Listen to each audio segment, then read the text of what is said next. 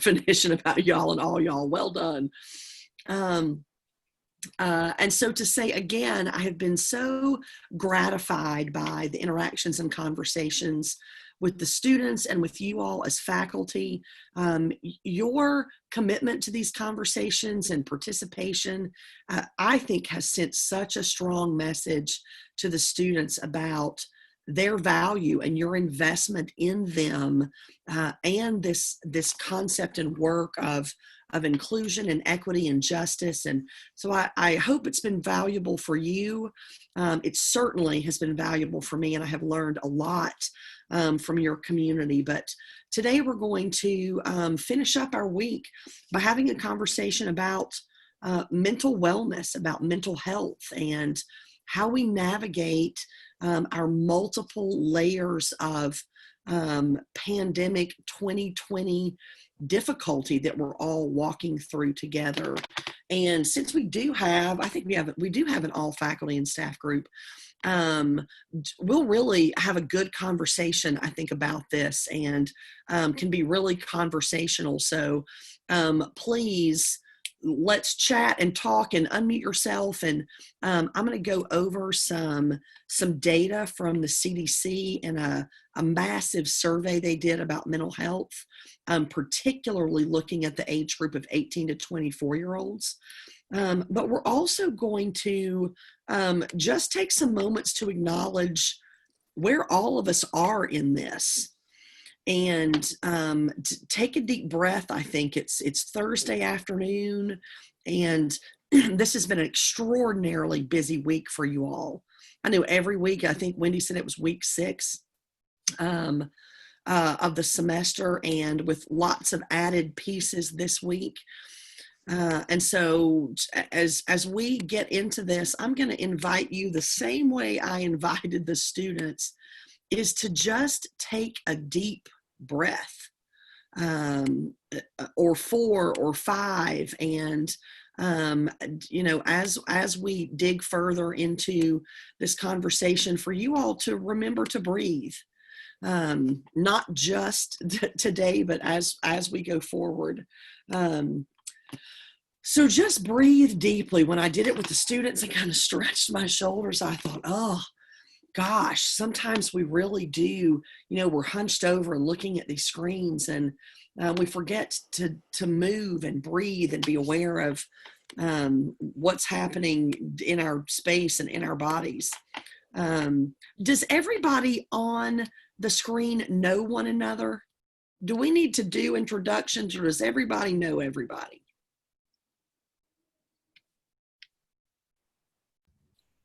We can do introductions. Let's go ahead and do them. Yeah. Since we've got everybody here. Who wants to go first? I can, since I suggested it. Okay. Wendy Ornelas, professor in architecture. I'm Stephanie Raleigh, department head in landscape architecture and planning. And Byung-Soo, you're the only person I haven't met, so it's very nice to see you and to meet you. It's very nice to see you. My name is Byung-Soo. I'm an interior architecture and industrial design assistant professor. This is my first semester at KSU. It's very exciting, at the same time catching things up at the same time, so a little overwhelming. Yeah, it's been very wonderful workshop, and I really appreciate all this conversation and information that I've been taking. Good. I didn't realize it was, there'd be no way for me to know that, but I didn't know it was your first semester. Gosh, that's exciting. And what an interesting time to start your tenure at Kansas State. Yes, exactly. I'm Lisa. Go ahead. And I teach in landscape architecture. I'm an associate professor. Excellent. It's nice to meet you. Good to meet you. I'm Vibha Jani. I'm in interior architecture and industrial design. I'm Jody Hodges. I'm the project coordinator, office manager for landscape architecture and planning. Hey y'all, I'm Tom, communications coordinator for the college. And I'm LB in, in the Department of Landscape Architecture, Community Regional Planning, and regional and community planning. There I go. I forgot where I belong. I'm trying to take a picture of everybody and it keeps changing. That's what's happening. And I see Susha's joined us, so I'll get off. I'm Sarah Hadavi, Assistant Professor of Landscape Architecture. Welcome, Byung-Soo. It's my first time meeting you. Thank you. Nice to meet you too. Now it's up to you, Sush. You're the last. You have to introduce yourself. Oh, okay. Hi, everyone. Sorry, I had to run up the stairs because I was running late. Anyway, my name is Susmita Rishi. I go by Sush. I'm an assistant professor in the Landscape Architecture and Regional and Community Planning program.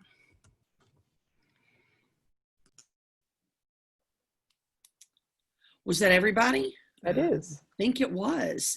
Thanks for doing that. I know most of you knew one another, but sometimes we can work down the hall from someone and not have crossed paths often.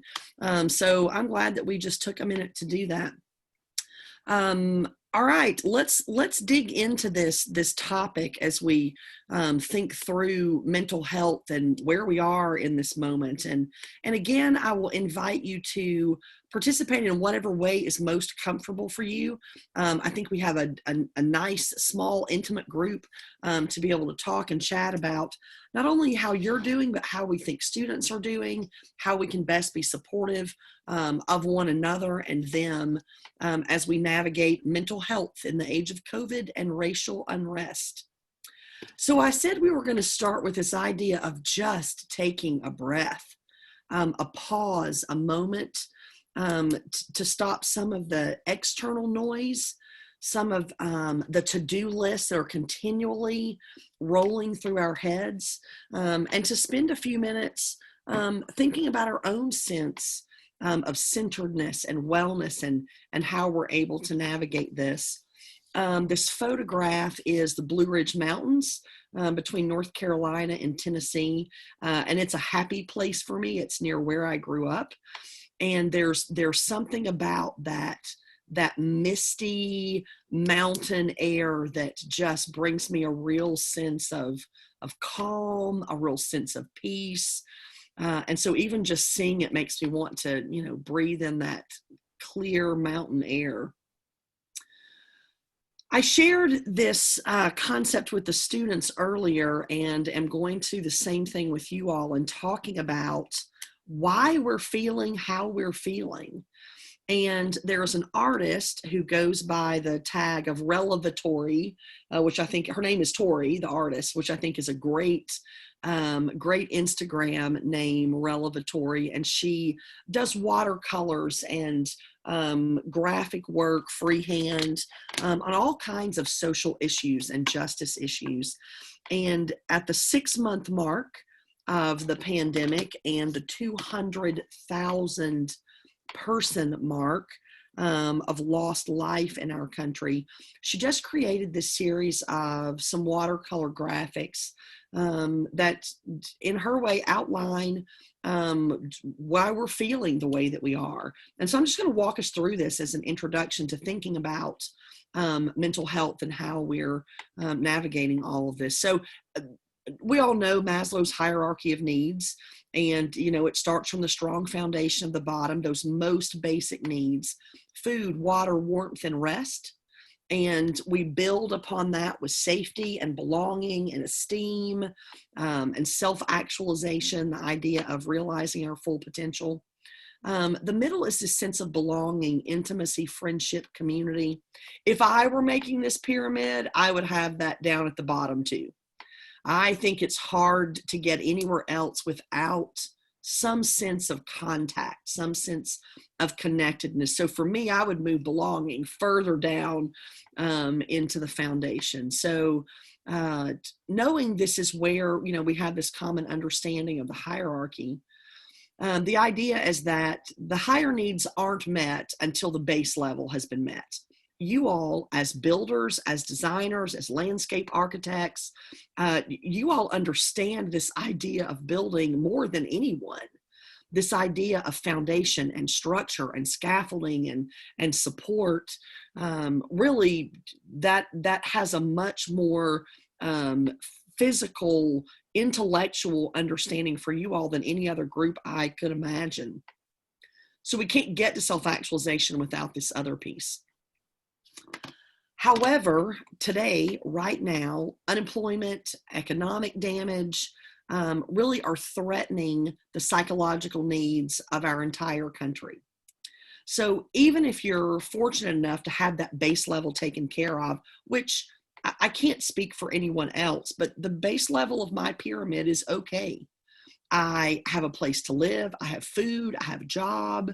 I feel safe as I can in a moment of health crisis in the country. But I have that. I don't worry about where I'm going to sleep or where I'm going to get food or, can I keep the power on? But so even if I'm fortunate enough to live there, 2020 has been wreaking havoc on our lower baseline needs, even if we feel like they're taken care of.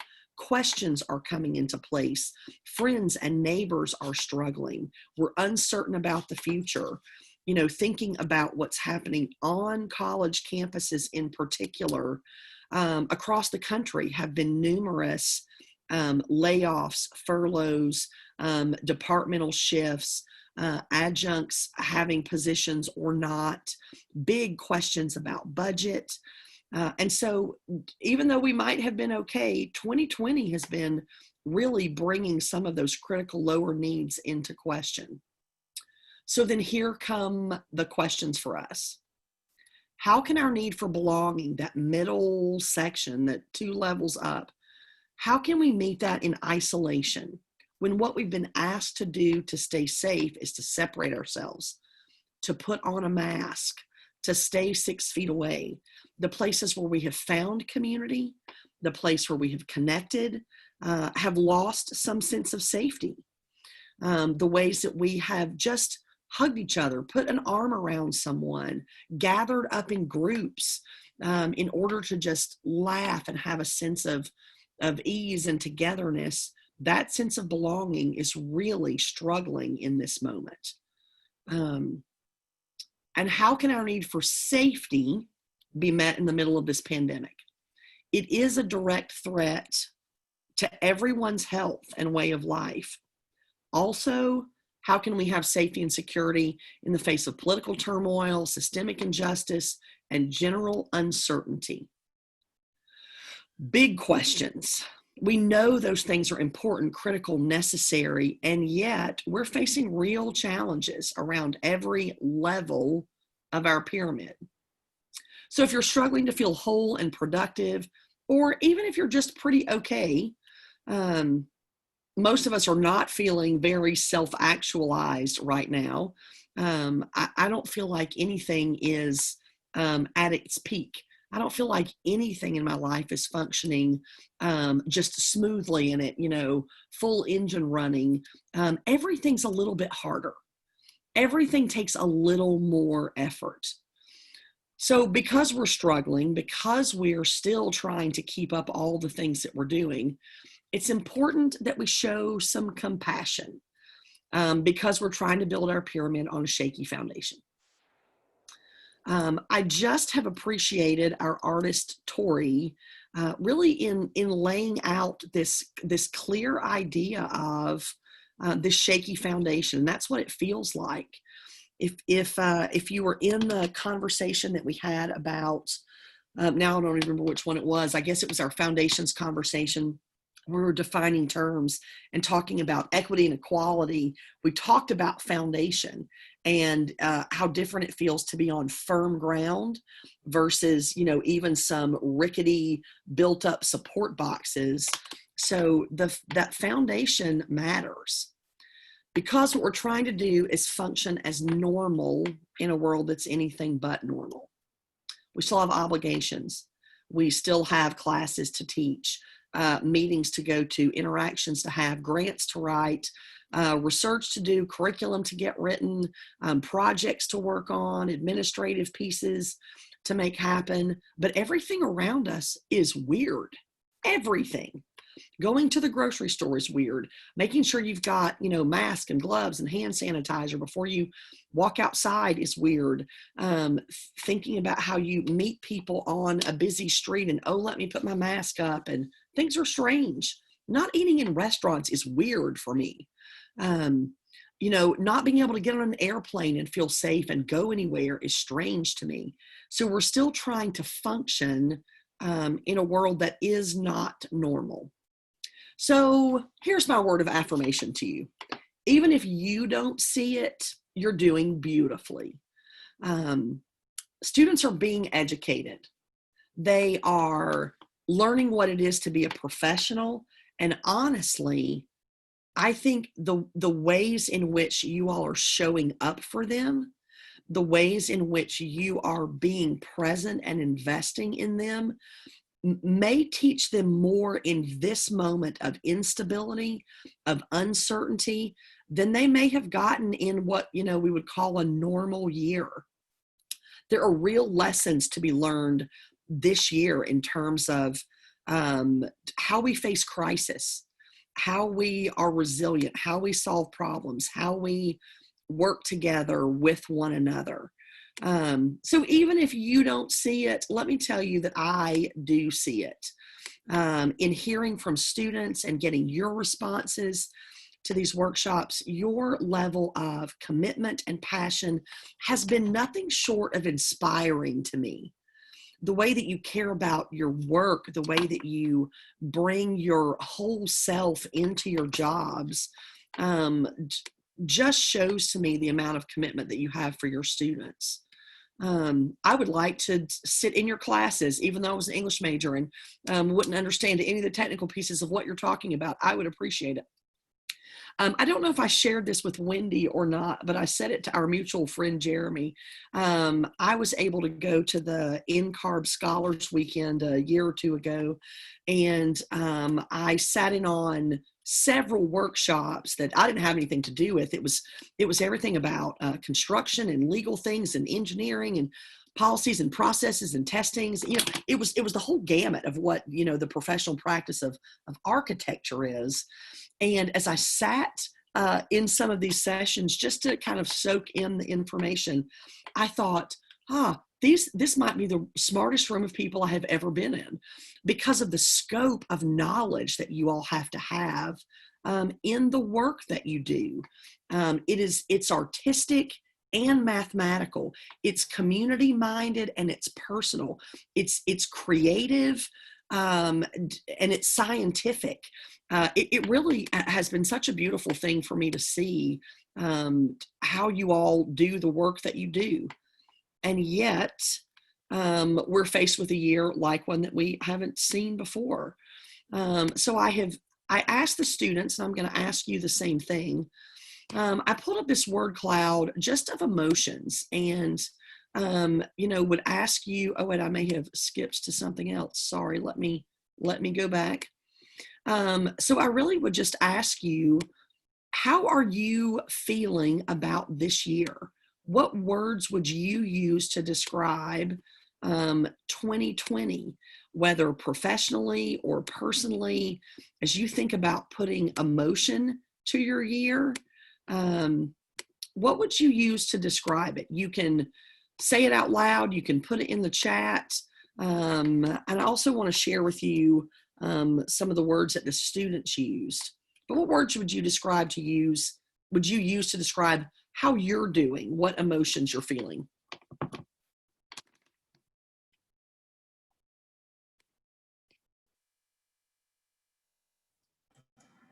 Well, I think the feelings for me has been fluctuating more than usual, from hopeful to survival mode to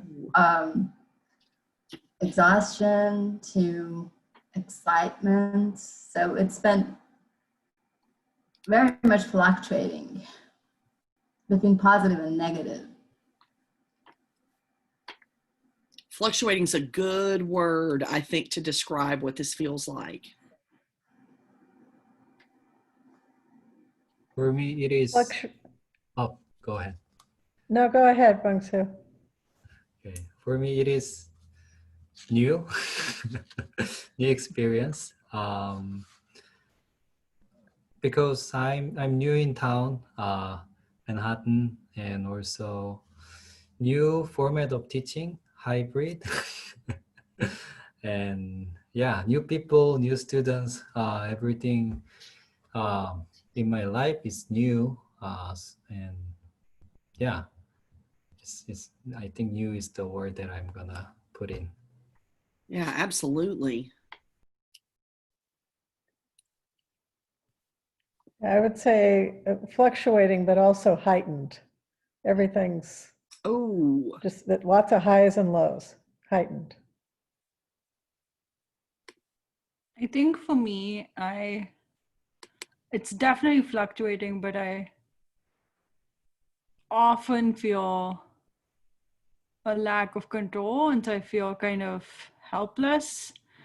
And I feel exhausted, but I feel exhausted on like different levels. Like I feel exhausted by everything. I feel exhausted by the news. I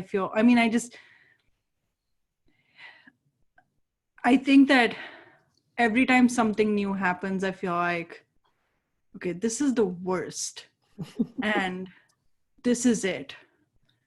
And then it's not. And then it's not. And it's Something not even worse than that. Just yeah. comes up.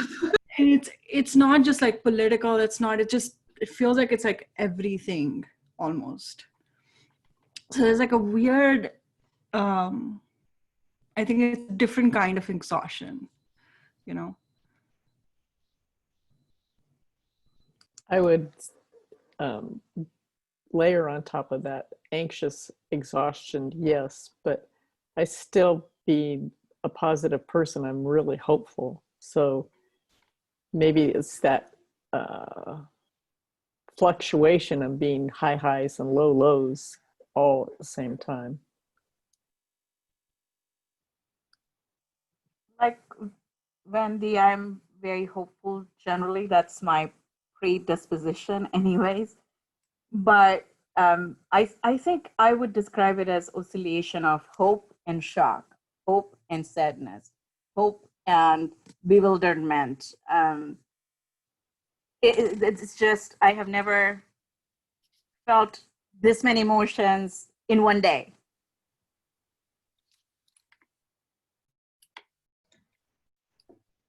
I think I feel sheltered from the most of the pain and suffering, certainly, that is going on, because I'm sitting here in my home, and I have my basic needs and more than that met. I'm able to work safely from home.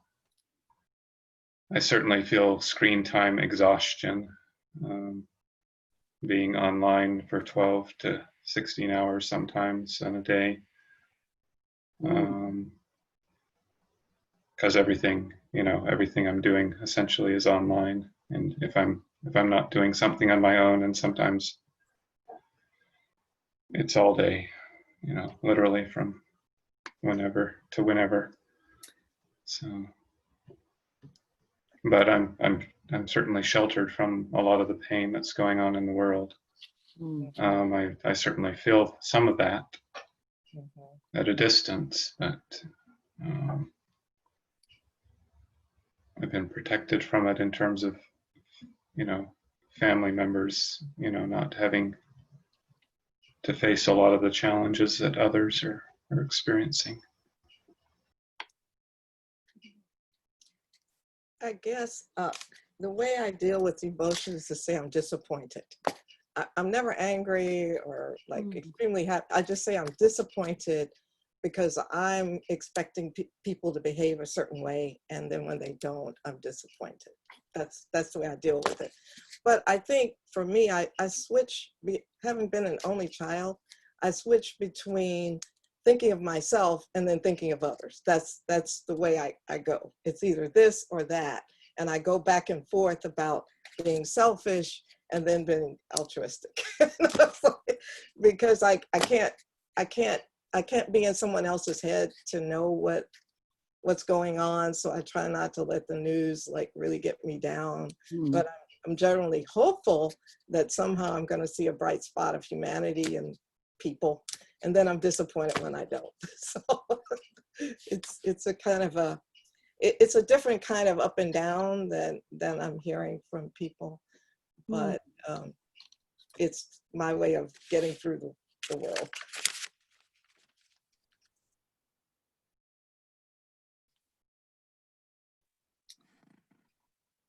I certainly resonate with so many of those things. I think I too would say I live with a very hopeful outlook, and that I don't know that I could navigate life or particularly these moments without that.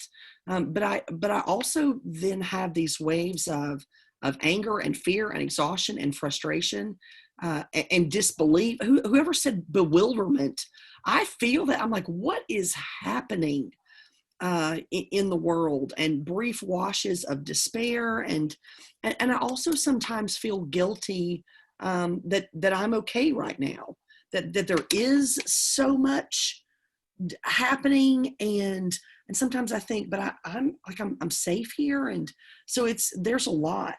I want to read you the list of words. We had about 25 students that joined us for our afternoon conversation, and I'll do this several times during our conversation. I want you to know how they're feeling, and as we go, when we get to a particular point, I asked them, what are some things you want your professors and staff and faculty to know about how you're doing right now, or what support you need, or what your struggles are.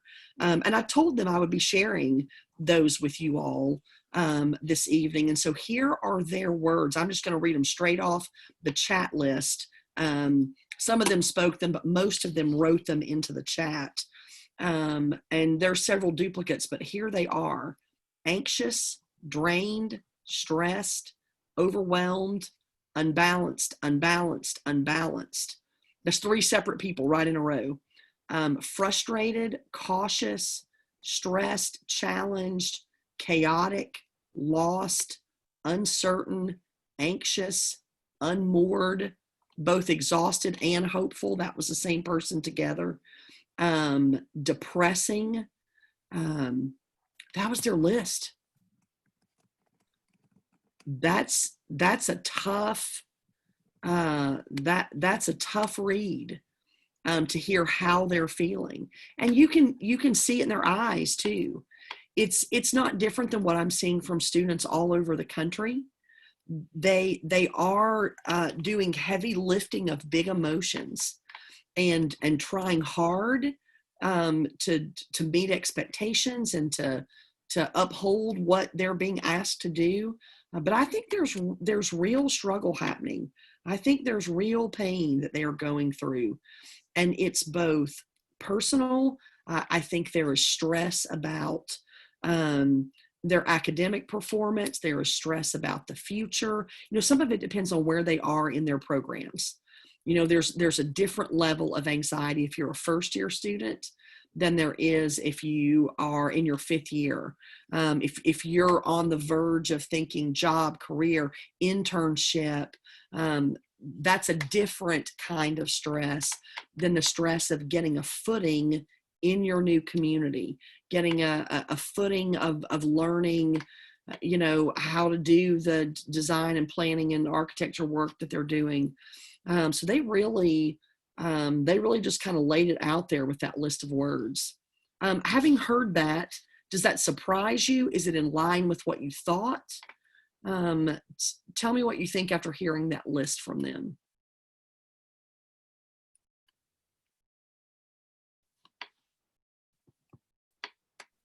I actually asked him that question the first day of classes. And that was pretty much the list that they shared with me then.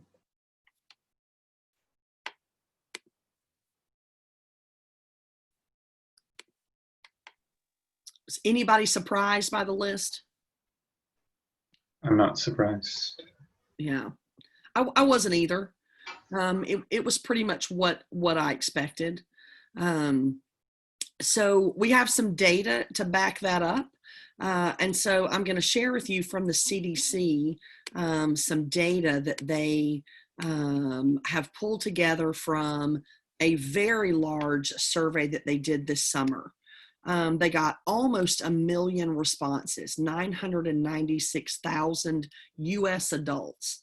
And so it's tracking the responses from April 23rd to July 21st. There's a second survey that's being assembled, data being assembled now that will do, from July through however long it will go into September. So I'll be curious to see where these numbers shift. So we have 2 lines on this graph, and these are all adults. There were no children. This is adults of all ages. And so the green line, the top line, is people who self-reported having symptoms of anxiety disorder. The red line at the bottom are people who self-reported or checked off having symptoms of depression. And you can see it goes, the green line in April, anywhere from about 31%, dropped down to about 27, and then went up to about 36 in July. There was a fairly steady increase of people reporting feeling depression from about 23% up into about 27, just some steady growth. Some of that, in reading the analysis and the more in-depth questions, some of it is because just as this drags on week after week after week, the weight of it gets heavier.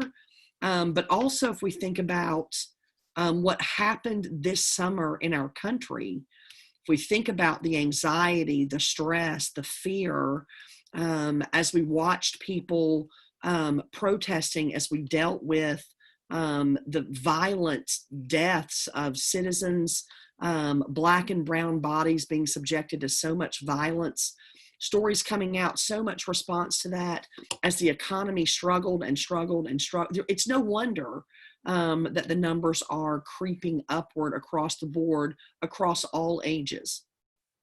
So the next thing we're going to look at is the data broken out by age. And so we'll look at 3 different types of stress. Anxiety, we'll look at anxiety, we'll look at depression, and then we'll look at suicidal ideation, all divided out by age. So you see the top bar is the age group of 18 to 24-year-olds. And 51% reported feeling anxious, having some symptoms of anxiety disorder, more than half. The number decreases as the age goes up. There could be lots of reasons for why 18 to 20-year-olds reported so much higher. They may be feeling it differently, but also I think there are generational shifts in how we talk about our mental health. And certainly younger people, there's less stigma about talking about and sharing mental health issues. And so it may not be that they're feeling it more. It may be that they're more willing to admit it. It may be that they use that language more frequently. But that's consistent as we go. They also may have, well, we know they do. There's less life experience in terms of how to navigate crisis. This may be the singular crisis that they have dealt with this season of life that we're in and all of its complexities. They may have not dealt with death of loved ones or loss of jobs or ends of relationships, or there can be all kinds of reasons for the data. All right, depression, depressive disorder. The number is higher for 18 to 24-year-olds, not significantly higher, but it's about 54.5%. But again, much higher than every other age group for depression and feeling depressed. Neither of these numbers feel outside the range of what I would have expected. For 10 years, I've been doing this work, having conversations with college students, and it has been fascinating to me to notice and witness the shift in how leaders, college leaders, people that we would say are at the top of their class and super successful, how much more frequently they mention and talk about mental health struggles. I don't know if they're having more or if some of the stigma is gone about talking about it. And so they are, but for 10 years, I've done activities with students where they do something similar to what the readers did during the Readers Theater and write an identity statement. And we start with them making a list of all of their identities, and challenges and struggles invariably come up. And the percentage of students who list depression, anxiety, mental health, suicide ideation has skyrocketed in the last 10 years, just from my own anecdotal experience on the same campuses year after year. University of Georgia, a decade I've worked with their students, and the way that they talk about themselves and their feelings and their experiences has shifted massively in terms of what they say and how they talk about it. So I wasn't surprised to see these numbers. They're high when half of all that age group states that that's how they're feeling. That's a significant number. All right, the third category is suicidal ideation, meaning seriously considered suicide within the last 30 days. It's over a quarter for 18 to 24-year-olds who reported. That's a terrifying number to me. Seriously considered suicide, 25.5%. It's almost 17% for people aged 25 to 44.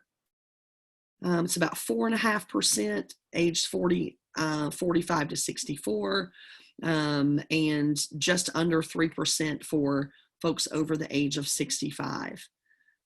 This is crisis level mental health issues that we're dealing with.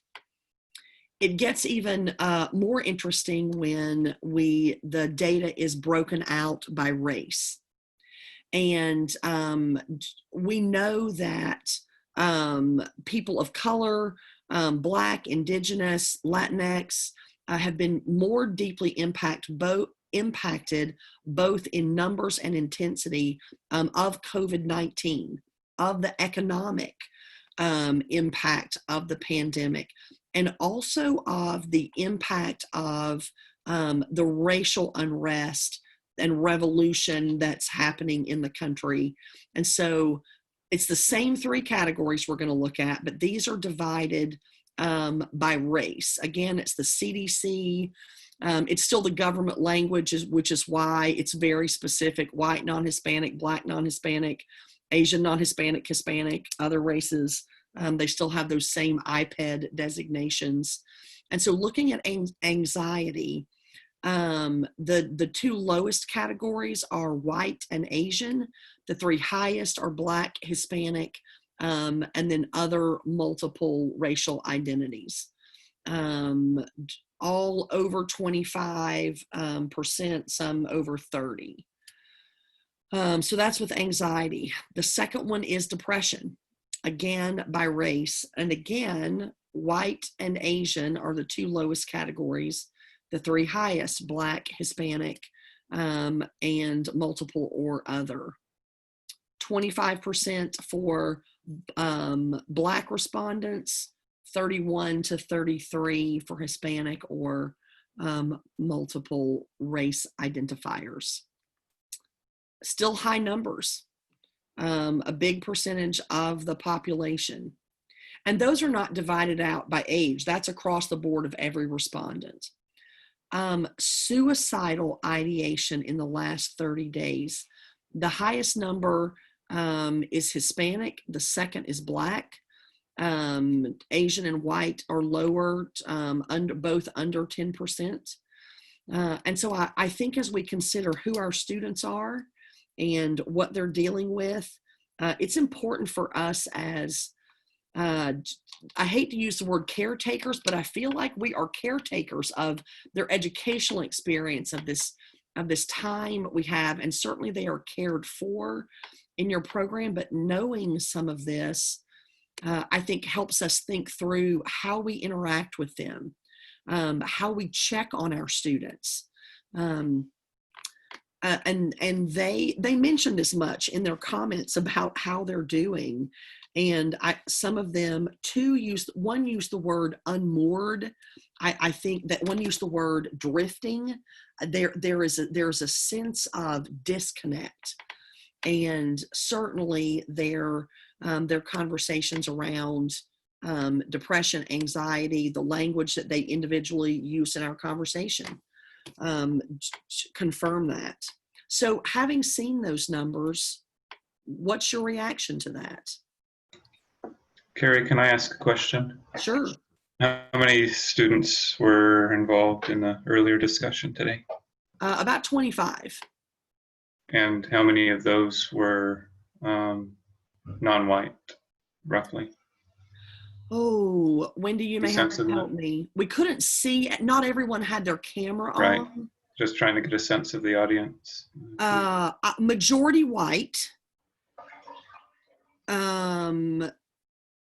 Again, because I don't know everyone and I couldn't see every face. Wendy, do you have a better grasp of that?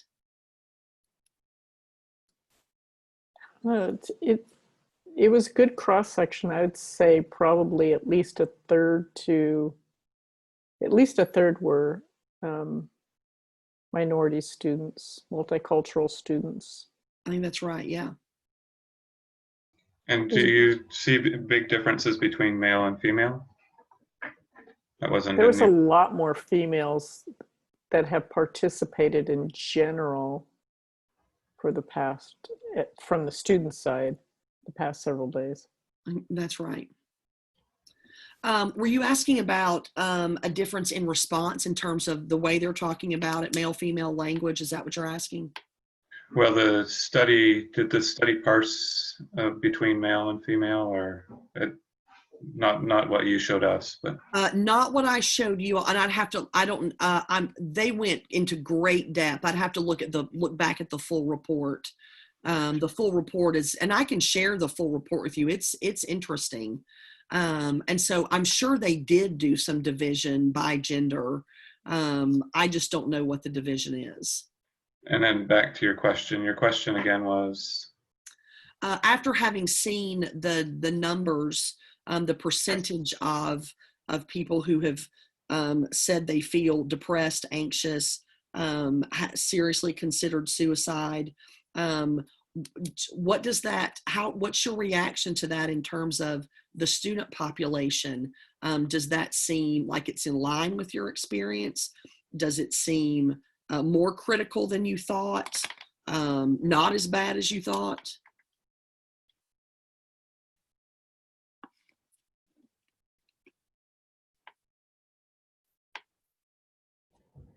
I would actually expect to see more of our students expressing those things than what the national study showed. But maybe that's just, obviously everyone's responding on the day they're responding. So I think that you could probably get a much higher count from our students if you hit them on the days that they didn't feel so hot. I definitely feel like if they had been polled like maybe 2 or 3 weeks ago, it would be different. This week just feels like it's probably, I feel like it's been the worst week, at least in class. It seems like most of them just seem I don't find the numbers surprising. I definitely feel kind of like my hands are tied in some ways. it's, I mean, not that I can't do anything, but I just, it's that sort of feeling of being not in control and just like not,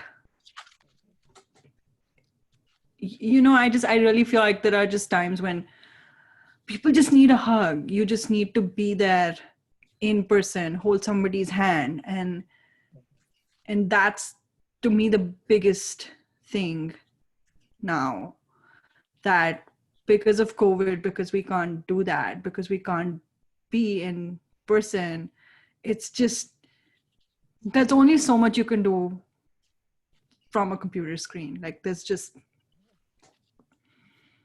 That's right. yeah.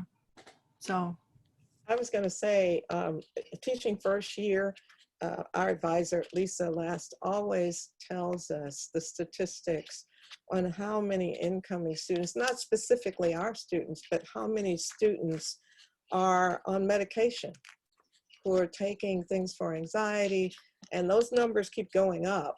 So it doesn't really surprise me that you're telling me this, because the first time I ever heard those stats, that surprised me. That really surprised me. And some of them should be on their medication, but for whatever reason, can't take it, don't take it, forget to take it, can't afford to take it, whatever. And you can almost see their behavior changing because they're not on their medication. And so in a way, what you're telling me just validates something that, at least with our incoming classes, every year after year, when you talk to students, you find out they're on something. They're on something. And so in that sense, it jives with what we know about substance, and whether it's substance abuse or otherwise, it's still a substance that helps them or should help them. Yeah, I agree with that. And I think, Lee, even back to your question about, gender, male, female, just my experience. I mean, I probably interact on this kind of level with the conversation with undergrads.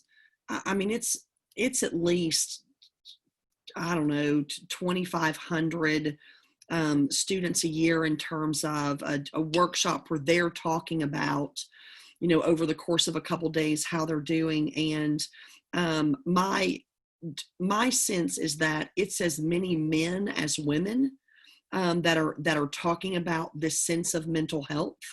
And I think that's a shift. I think the space for men to be able to talk about that has shifted and opened up. I think as students feel more comfortable talking about their gender identity and sexual orientation, there is just more openness in terms of all of their developmental struggle and how they're doing. And I have noticed a great opening of emotional vulnerability across the board in terms of sharing. And it may not be that they are struggling more than they were 20 years ago, but there's a different level of talking about it in terms of sharing how they're doing. I have seen that shift a great deal.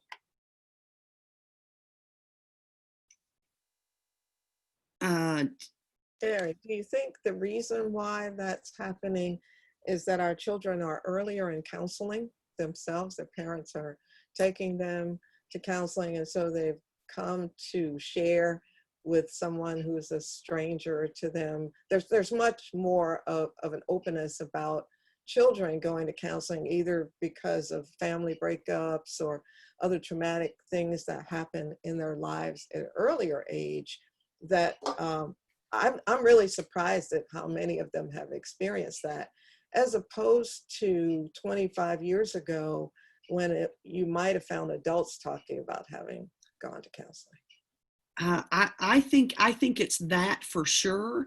Some of it is just the national shift in how we talk about it. There is less There's less fear about it. There's less shame on every level. And I think it's just become more open. I think social media access has shifted their conversation in particular about mental health. And there are lots of people they follow who are talking openly about mental health.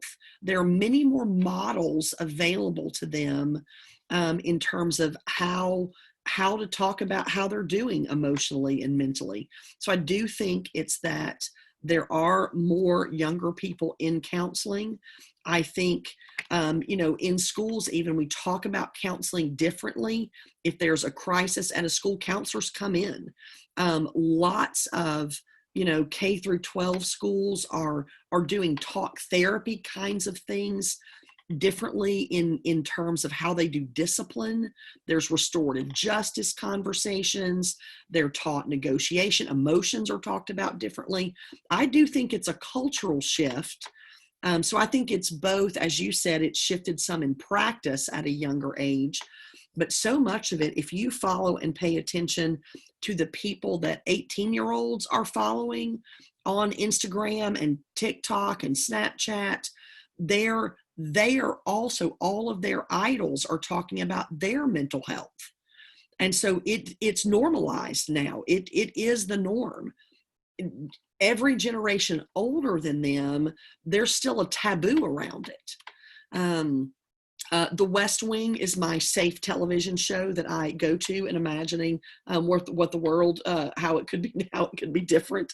And it just kind of plays on loop in moments of stress in the background. And it was, if you have ever seen The West Wing, you know that the president's daughter gets kidnapped at one point at the end of season 4. And there's this whole storyline about, her needing to get help. I mean, she's been kidnapped, about needing to get help. And just the language is so different. I don't think of that as an old show, even though at this point it's like 20 years old. But when they're prepping her to talk publicly about how she's doing, the press secretary says, they're going to ask you if you're, getting some help. And immediately her mother goes, "You don't have to answer that." And she goes, "Well, I know I want to talk about it. I want to tell people that I'm getting help, and that the help's helped." And and I thought, wow, nobody would write a storyline like that right now. That just the way you could tell it was taboo and there was shame around it and they didn't want her to talk about it. And I thought, we wouldn't do that now. That's absolutely not how a 19-year-old would have talked about that. And that has been a major shift for them. I was going to say, Carrie, I recently heard that Mrs. Obama has talked about her own situation. And I think when you do have individuals like that people look up to, and that she has come out that way and talked about her own anxiety as well. And then recently, I didn't know this about Rosalind Carter, having had for years worked with individuals, and she has tried to bring that forth both in books and in her own presidency in that time when her husband was in the president's office. So I agree that we're hearing it not only from people in I guess what we call the political arena, but also entertainers. And of course, part of it is just the media is able to get a hold of that information, right, and share it in ways that aren't always pleasant, but nevertheless, it's in front of us a lot. So. Yeah, but I do think for high school students, middle school students, these starting freshmen, there is no fear in talking about their anxiety and stress and depression and counseling and what it would be like me talking about some shoes that I'm buying. It's such an everyday part of their conversation. And I think that can be unsettling for people older than them, because we have these filters of, oh, some things are private and I shouldn't talk about that. And is there, whether we get that that's how we're feeling or not, but it's different for, that under 20, under 25 age group in terms of just how they talk about it openly. It's absolutely a new ball game for them.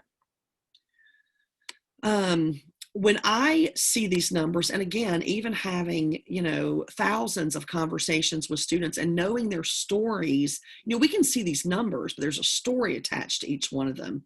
I sort of come back to this like moment of needing to breathe and go, okay, that 25%, that we're talking about, or 30%, I picture the room of people that I care about and know what their struggle is and how they talk about it. And I also come back to, we love us some Mr. Rogers, and this idea that, when I was a boy and would see scary things in the news, my mother would say to me, look for the helpers. You will always find people who are helping. And there was always comfort in that. And I think what I had been struck by during the pandemic that's different, I think, from other crises that we have navigated is that the helpers are also struggling. You all are the helpers. You're one of an army of helpers. People who work in counseling are struggling. Teachers are struggling. Law enforcement is struggling. Healthcare workers are struggling. The helpers are also in the crisis. And I think we're feeling that. I think we're feeling that in the responses that we give. I certainly feel it. I'm more brusque in responses than I normally would be. The way that I respond to things feels different than what I would usually do. So I think understanding, and the students talked about this, they're the people that they have always leaned on, family members, coaches, mentors. Those people are also in their own pandemics. And that can be difficult. It is difficult. We're living it. And so I'm going to share with you part of what I shared with the students. It's a piece that Dr. Aisha Ahmad wrote, and she does crisis work. She's both a professor at the University of Toronto. She works in international crisis. So if there's been either a civil war, a natural disaster, a bombing, an attack, she goes in afterwards to help. She is both a political scientist and a psychologist. And so she goes in and deals with trauma after crises, both long and short. And she just this week posted this writing about us being at the 6-month mark of the pandemic. And Sush, when you said that this week feels like the hardest, like I've heard that from so many people in different arenas and realms of my life. And when I read this last night, I didn't see this until last night. I think she only posted it a day or two ago. When I read this, I thought, this is where we are. This is why we feel this way. So these are her words that I'm going to read to you. The 6-month mark in any sustained crisis is always difficult. We've adjusted to this new normal, but it might feel like we're running out of steam. At best, however, we are only 1/3 of the way through this marathon pandemic. So how do we keep going? First, in my experience, this is very normal to have a struggle or a slump at this point. I always hit a wall 6 months into a tough assignment in a disaster zone. The desire to get away or make it stop is intense. I have done this many times in many assignments, and it hits me at 6 months every time like clockwork. This time, though, our crisis is global, and there's nowhere to run. We can't get on a plane. We can't take comfort in the things that we normally do. That's okay, though. I've had to power through that 6-month hump before, and let me tell you, I believe this fully, there is always life on the other side. So right now it feels like we're looking ahead at a long, dark, wintry tunnel, but it's not always going to be like that. Rather, what we're facing is our next major adaptive phase. This is what comes at the 6-month mark. It's why it feels heavy. We've already learned how to do groceries and host meetings and teach classes, and maintain friendships and deal with families. And we found new ways to be happy and have fun. But as the days get shorter and colder and our reserve fuels are gone, we've got to get ready to innovate again. Ugh. This is my first pandemic, but it's not my first 6-month wall. So what can I share to be helpful to you? I'm glad there's some helpful in this. First, the wall is real and it's normal. And the sooner we can just say that, recognize it, admit it, the better off we're going to be. Frankly, it is not productive to try to ram your head through the wall, which that's good for me to hear because that's what I would try to do. Just fight your way through it. The wall naturally breaks 3 or 4 or 6 weeks in. So of course there are things we have to do. We can't just curl up and do nothing. We have to work and teach and cook and exercise and be in relationships. But just don't expect to be sparklingly happy or wildly creative in the middle of your wall. Right now, if you can meet your basic obligations and be kind to your loved ones, you get an A+. So don't be afraid that your happiness and creativity are gone for the rest of this marathon. It's not true. I assure you the wall will break and you'll hit a new stride. Everyone's comes in a little different timing. Mine and many other people's comes at 6 months. That's why it feels like this right now. So today, just roll with it. Clear away less challenging projects, read a novel, download that meditation app, eat the macaroni and cheese. Frankly, even though we cannot physically leave this disaster zone because it's every inch of the globe, try to give yourself a mental or figurative shore leave. Short mental escapes can offer respite and distance from the everyday struggle. Take more mental leave until you can clear the wall. In my experience, this 6-month wall both arrives and dissipates like clockwork. So I've stopped fighting it. I don't beat myself up over it. I don't question whether I have the strength to push through it. I know it will happen, and I trust that the dip will pass. In the meantime, I try to support my mental and emotional health. So take heart. We've navigated a harrowing global disaster for 6 months with resourcefulness and courage. We've already found new ways to live and love and be happy under these rough conditions. That is both a miracle and a marvel. This is hard proof that we have what it takes to keep going. So, dear friends, don't despair of the 6-month wall.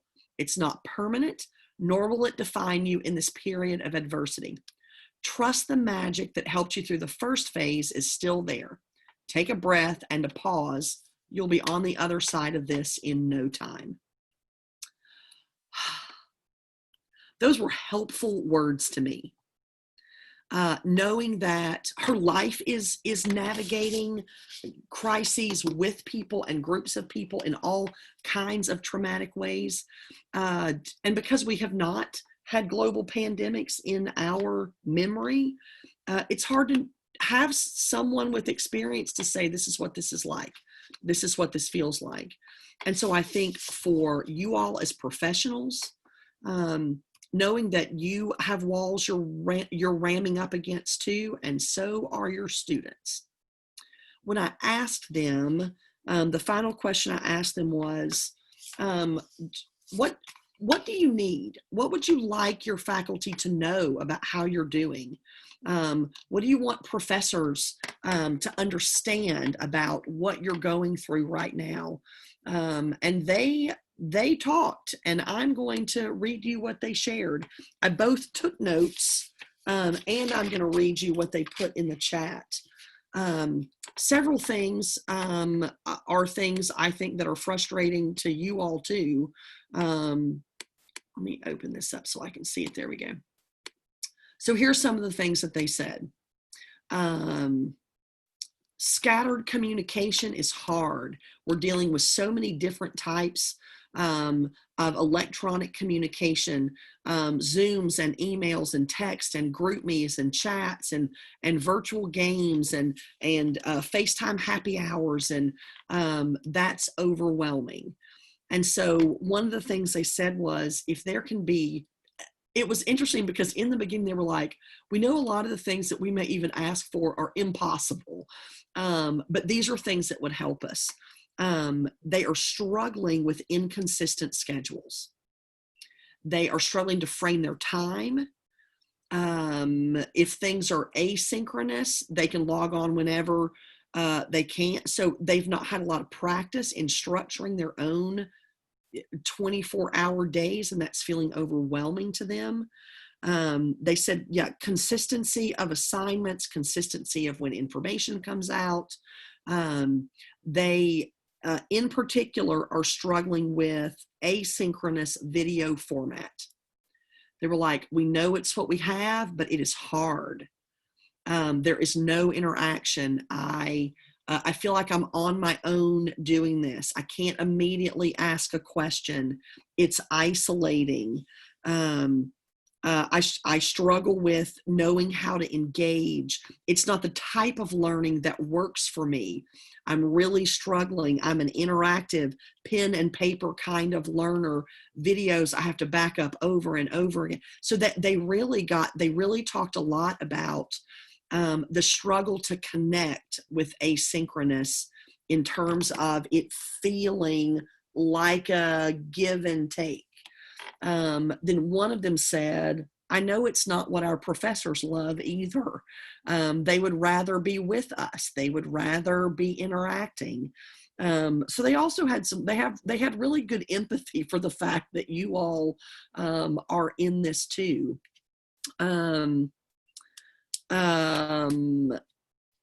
They're struggling with communication across the board, both in feeling like they're getting an overwhelming number of communications and being able to juggle all of the information coming out, and struggling with depth of communication, feeling disconnected both from you all and from one another. They're not getting, they talked a lot about missing the casual everyday interaction that you don't get unless you're in a building together, unless you pass someone in a hallway, or you drop into studio and check on a project that they're doing. They said even though we're getting face-to-face time, we have classes, we have meetings, we have one-on-one time, they're like, we don't have relationship building, we don't have just banter and chit chat, and they're like, we miss that. We feel so separated and apart. And so that was the other piece that they really talked about. And they said, mainly we want them to know that we are struggling, just personally struggling. And sometimes it feels like we can't work any harder because the struggle feels so weighty in terms of just trying to navigate this. They're like, we want them to know that. And then somebody else piped in and said, we know they're struggling too. So again, there really is this sense of just desire for it to be the kind of community that that they want it to be. I was looking at their text chat to see if there was anything else. One person said, finding a way to balance the pressure of the Bowman comp and finding time to take the personal time for myself. So yeah, they're feeling it. Lots of screen anxiety, exhaustion, so much Zoom fatigue. They're like, I have got to, and Lee mentioned that too. It just, if you're on the screen all day long, it will just beat you up. But those are really the things that they shared and talked about. Was I think they're seeking, they feel support, that they talked about personal interest that's taken in them. They're just struggling. And they're really missing that personal, just human interaction. I think Wendy said it before the session started when she and I were just talking. You can't just hug somebody. Sush, you mentioned that. You can't just, pat somebody on the back or sit down beside them, and they're feeling it. They're feeling that, especially when you think of the number of them that maybe they are living alone, they don't have families, there's not that sense of familial at-home support. They may have a roommate, but they're just kind of that love and care that they would normally get from their friends, their colleagues. They're feeling it. They're feeling it. So that was her list. That was what they talked about.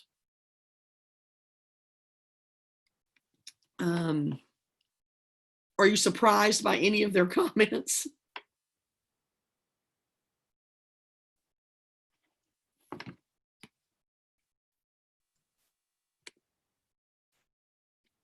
Not at all. Yeah, I don't think I'm surprised, but I am curious what you recommend. And I think when we talk as a faculty group, we say we just keep doing everything we can. But because it's so exhausting,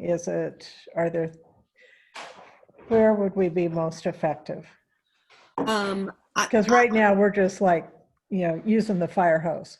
That's yes. That I so agree. That's what it feels like is, oh, how can we do more? Like there's no, I don't think it's a matter of, not doing enough, I think. And so I asked them what would be most helpful? What would, I think if there's any way for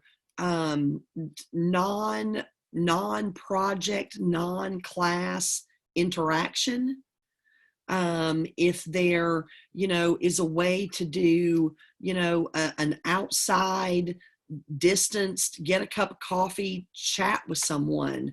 And I know you all also, as they do, have to balance your own health and safety and whether you can be around people or not. And those are individual choices and decisions. Also, winter is coming, and it gets much harder in Kansas to be outside in the winter. But while it's fall, if there is an outdoor table, or you could do 15-minute walks around campus masked up and with one of them or two of them, that might help with several goals.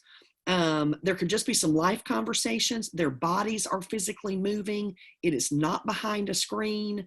Fresh air is happening. It feels human. Encouraging them to do that even with each other. You all don't have to bear the brunt of all of this, but even, if there's a way to make that part of class, what I want you to do is take a walk with, we used to do things called walk and talks where I'd draw two names out of a hat and they'd get 15 minutes, of a break in between class. And with their partner, they had a topic to discuss and they were random or funny or serious. That did more for community building for us. And I think in the pandemic season that we're in, anything creative like that may be helpful for them on multiple fronts. And even I think just continuing in the beginning of the pandemic, I felt like every meeting we had started with, how's everybody doing? How are you handling this? And we kind of got tired of that, right? It was like, I can't answer the how I'm doing question anymore. I don't know how I'm doing. But we may have stopped doing that in the same kind of way. And I think, just finding any way to check in on them, may be helpful for them.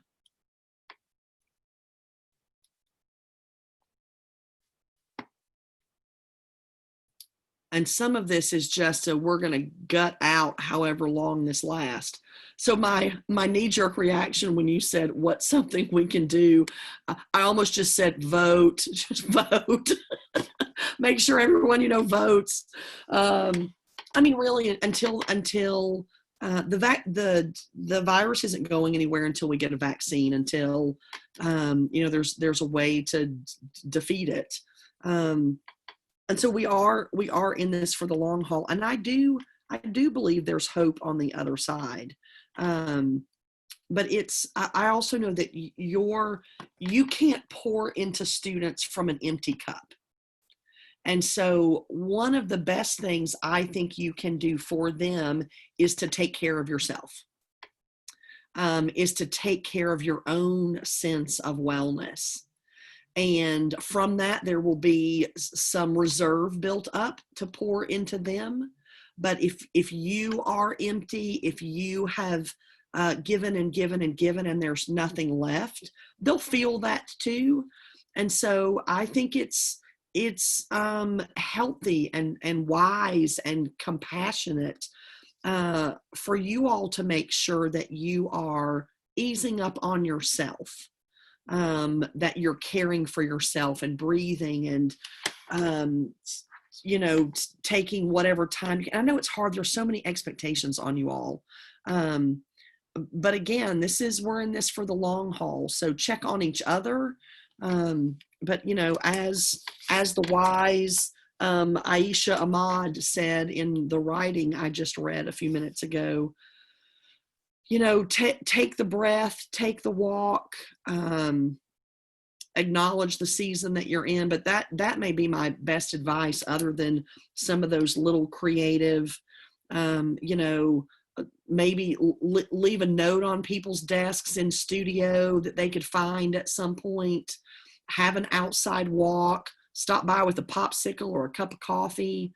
Some things can still be done safely, particularly outside, that don't involve taking a mask off.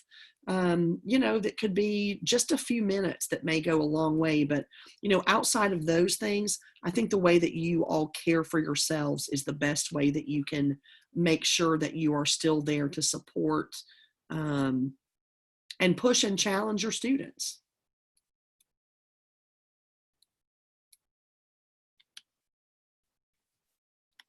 How we doing, team? six months in. It's this is there's a lot. There are a lot of layers to this, and I think there's great beauty in the resiliency we are seeing in people, in the creativity that's coming, in the care for other people, and the way that community is still being built. But it's still hard. And what I said to the students was, everybody's carrying something. And just because someone carries it well doesn't mean it isn't heavy. And just knowing that, about one another, and that everybody's got that weight that they're dealing with. I have learned a lot from you all. I've been so appreciative this week of all of your input and conversations. I'm so grateful to have met Wendy back in Connecticut when we were in the same place for a conference. And I really just want to voice my gratitude to you all, to the ICC, to SGA, for your students and your time and your commitment. I said on the first night, this is lifelong work, this navigation of community building and working toward a more just world. But it's nice to know that there are so many bright, kind co-soldiers who are suited up for the fight. So I really appreciated getting to know you all. Thanks for all your investment and time this week. Thank you, Carrie. And Thank you, Carrie. when I met Carrie in Connecticut, I actually asked her, because I knew immediately that she would do a good set of sessions for us. And so I had to figure out how I could get some money from the university to get her here. It was great that we got the grant from the SGA to be able to do this. And we tried a couple ways to actually get there and just went, it's not going to happen. It's going to have to be virtual this time. Yeah. Yeah.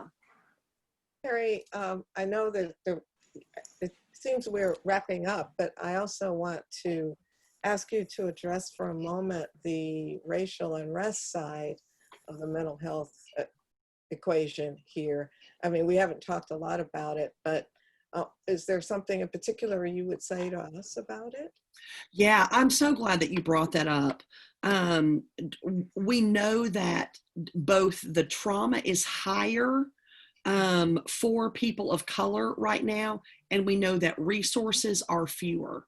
As we talk about race-based or gender-based or gender identity-based trauma, there aren't enough counselors, there aren't enough folks trained in specifically how to help students, adults, children whose fear, anxiety is based on racial trauma, racial unrest. Every time there is a video of a Black person dying on camera, that's real, visceral, violent trauma. And it's been hard this year to hear people of color again and again call out, please stop posting this video on your feed over and over again for me to have to see, because it is re-traumatizing. You can believe us without, you can believe the truth of this video without reposting it over and over and over again.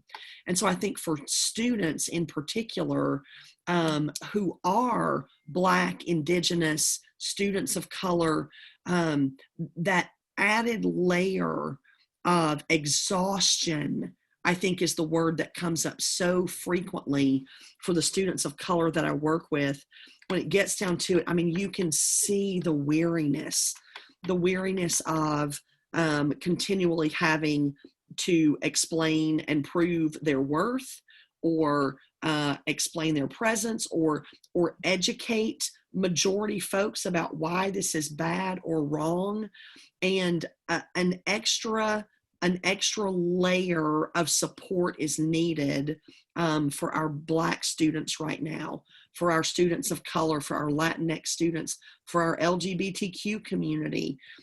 They are doubly suffering, and I think carrying a double weight. And I grew up in the South, and, we were taught it's not polite to talk about money or race or politics at the table, or religion was the other one you couldn't talk about. Unless it was Jesus, you could always talk about Jesus. But there is a sense in particular of people saying, oh, well, I don't want to talk about this because it might make someone uncomfortable. And really the opposite needs to be true. Our students of color, our faculty of color, our administrators of color need to know that they are seen, that exhaustion and anxiety is real and heard and seen and recognized. So I think it's incredibly important to say, things like, hey, I know what's happening right now is hard. How are you? I just want to check on you. Tell me how you're doing. And then they have the power of how much to share or respond. And sometimes their response is, I can't say another word about this right now, but I'm glad that you checked. I'm glad that, thanks for, hearing me, seeing me. It runs along the lines of, when people often will say, oh, race doesn't matter to me. I don't see race, or, I don't care what your sexual orientation is. When you say, I don't care what your race is, that's saying I don't care about a part of you. If you say, I don't see color, first of all, that's a lie. We do see it. But second of all, it means I don't see you in your fullness. And I think instead of leaning away from that uncomfortable, lean in and say to students, wow, the news today, incredibly hard and painful. Are you okay? What do you need? Can I listen? Do you, again, we can't just hug somebody. It's different, but we have to find ways to intentionally, purposefully reach out. Because they are doubly, it's exponential. It's not even double, it's exponential, generational, ancestral pain that's coming up, and more support is needed. And I think even advocating for, are there specialists, are there people that deal in racial trauma that could come have a conversation, with the NOMOS group, with the, now that everything's on Zoom, it's a lot easier to get somebody into a room on a camera. But I think there's such power in people being seen and someone saying, I am noticing what's happening. I'm not turning a blind eye to it. It may not be my pain, but I'm feeling with you. I'm aching alongside you. I'm standing with you.